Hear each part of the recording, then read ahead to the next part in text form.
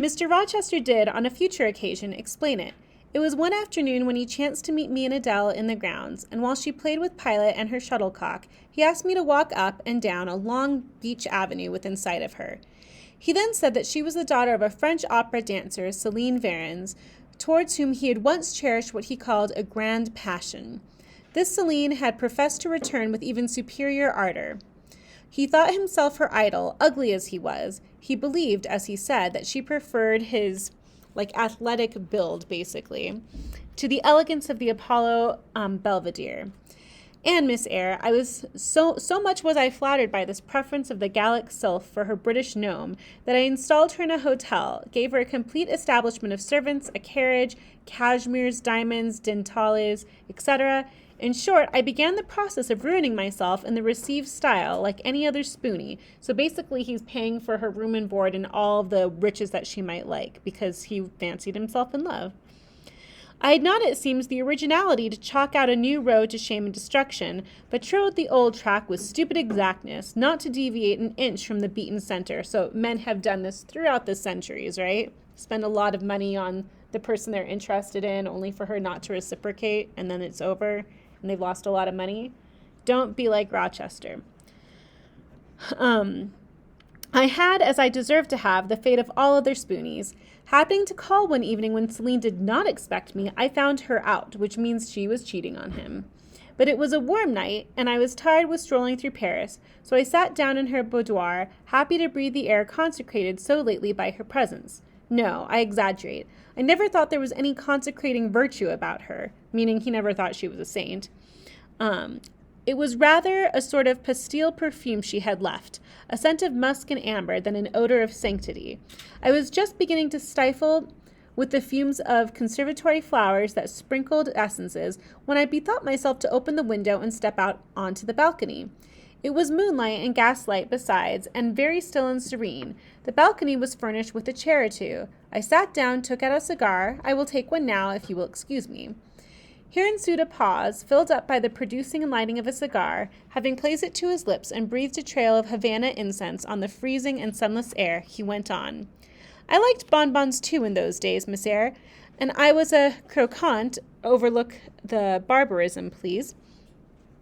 Croquant chocolate comfits, and smoking alternately, watching meantime the equipages that rolled along the fashionable streets toward the neighboring opera house, when in an elegant closed carriage drawn by a beautiful pair of English horses, and distinctly seen in that brilliant city night, I recognized the voiture I had given Céline. So she's in a beautiful carriage drawn by English horses, which could symbolize Rochester being able to pull her along with his wealth. She was returning. Of course, my heart thumped with impatience against the iron rails I leant upon. The carriage stopped as I had expected at the hotel door. My flame, that is the very word for opera inamorata, alighted. Though muffed in a cloak, an unnecessary encumbrance, by the by, on so warm a June evening. I knew her instantly by her little foot, seen peeping from the skirt of her dress, as she skipped from the carriage door.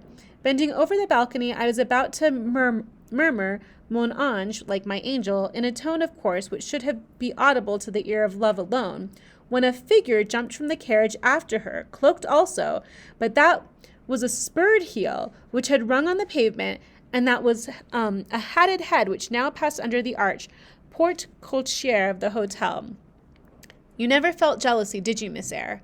Of course not. I need not ask you, because you never felt love. Gosh, such harsh statements to make about her, right? You have both sentiments yet to experience. Your soul sleeps. The shock is yet to be given which shall waken it. You think all existence lapse as quiet a flow as that which your youth has hitherto slid away. Floating on with closed eyes and muffled ears, you will neither see the rocks bristling not far off in the bed of the flood, nor hear the breakers boil at their base. But I tell you, and you may mark my words, you will come some day to a craggy pass in the channel, where the whole of life's spring will be broken up into a whirl and tumult, foam and noise. Either you will be dashed to atoms on crag points, or lifted up and borne on by some master wave into a calmer current, as I am now. I like this day. I like that sky of steel. I like the sternness and stillness of the world under this frost. I like Thornfield, its antiquity, its retirement, its old crow trees, its thorn trees, its gray facade, and the lines of dark windows reflecting that metal welkin. And yet how long have I abhorred the very thought of it, shunned it like a great plague house. How I do still abhor— He ground his teeth and was silent. He arrested his step and struck his boot against the hard ground. Some hated thought seemed to have him in its grip, and to hold him so tightly that he could not advance. We were ascending the avenue when he thus paused. The hall was before us. Lifting his eye to its battlements, he cast over them a glare such as I never saw before or since. Pain, shame, ire, impatience, disgust, detestation seemed momentarily to hold a quivering conflict in the large pupil dilating under his ebon eyebrow. Wild was the rustle which should be paramount, but another feeling rose and triumphed, something hard and cynical, self-willed and resolute. It settled his passion and petrified his countenance. He went on. During the moment I was silent, Miss Eyre, I was arranging on point with my destiny. She stood there by that beech trunk, a hag like one of those who appeared to Macbeth on the Heath of Fors, so that is an allusion to Macbeth by Shakespeare. You like Thornfield, she said, lifting up her finger, and then she wrote in the air a memento, which ran in lurid hieroglyphics all along the front of the house, between the upper and lower rows of windows. Like it if you can. Like it if you dare. I will like it, said I. I dare like it. And, he subjoined moodily, I will keep my word. I will break obstacles to happiness, to goodness. Yes, goodness.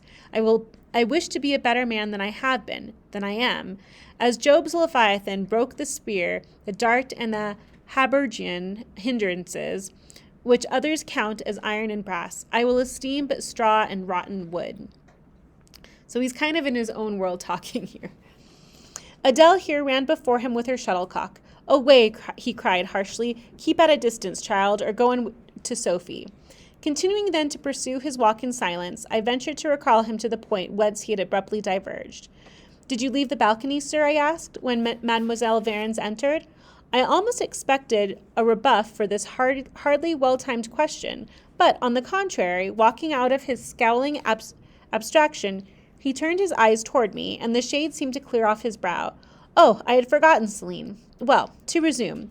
When I saw my charmer thus come in, accompanied by a cavalier, I seemed to hear a hiss, and the green snake of jealousy, green is also a symbol of jealousy, rising on undulating coils from the moonlit balcony, glided within my waistcoat, and ate its way in 2 minutes to my heart's core. Strange, he exclaimed, suddenly starting again from the point. Strange that I should choose you for the confidant in all of this, young lady. Passing strange that you should listen to me quietly, as if it were the most usual thing in the world for a man like me to tell stories of his opera mistresses to a quaint, inexperienced girl like you. But the last singularity explains the first, as I intimated once before. You, with your gravity, considerateness, and caution, were made to be the recipient of secrets. Besides, I know what sort of mind I have placed in communication with my own.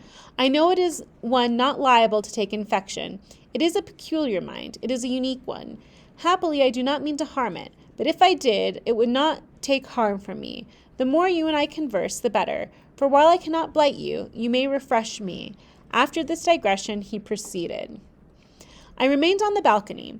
They will come to her boudoir, no doubt, thought I. Let me prepare an ambush. So putting my hand in through the open window, I drew the curtain over it, leaving only an opening through which I could take observations. Then I closed the casement, all but a chink just wide enough to furnish an outlet to the lovers' whispered vows. Then I stole back to my chair, and as I resumed it, the pair came in.